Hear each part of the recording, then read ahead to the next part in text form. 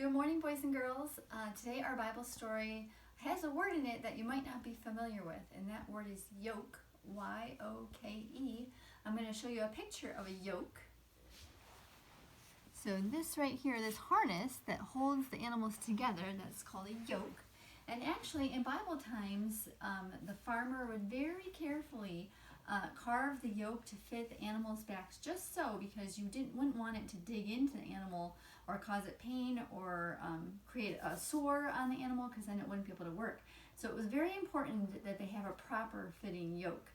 So we'll talk a little bit more about that after we read our Bible story. And our Bible story today is from the Gospel according to Matthew. Glory to you, O Lord. At that time Jesus said, I praise you, Father, Lord of heaven and earth, because you have hidden things from the wise and learned and revealed them to little children. Yes, Father, for this is what you are pleased to do. All things have been committed to me by my Father.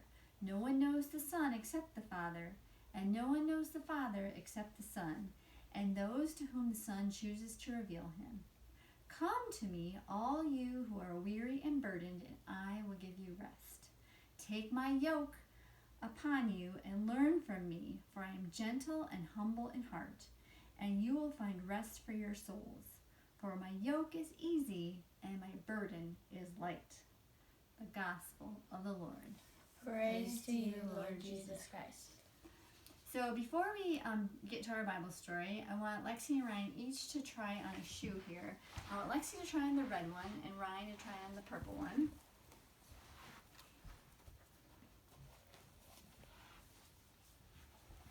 And you can clearly see that these are not the right shoes for them. The red one is much too small for Lexi, and the purple one is like a clown shoe on Ryan. It's just a little bit too big. Okay, let's switch.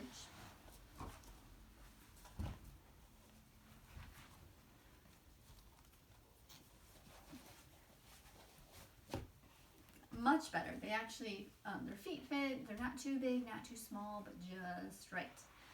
Okay, hold on to that thought. We gotta go back to our Bible story. So in our Bible story, Jesus asks us to take on his yoke. He wants us to be kind, obedient, and loving, just like he is. So this sounds kind of difficult, but Jesus says it will be easy. Just like there are two animals in the yoke in our picture, when we do what Jesus is calling us to do, we are one half, and then Jesus is the other.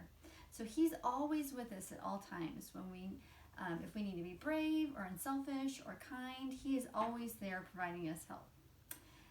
So, and just as when Ryan and Lexi had the right shoes, God has equipped each of us with the right tools and characteristics to do what he's calling us to do and to fulfill our purpose here on earth.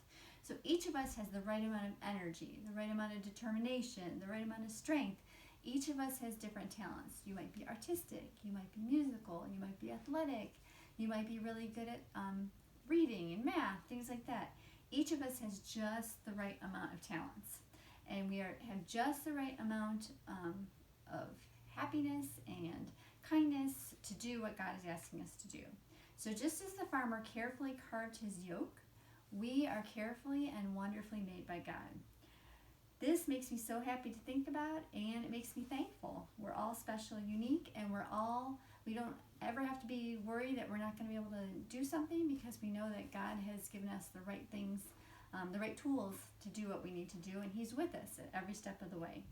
So I hope that makes you happy too, and I hope it makes you thankful too.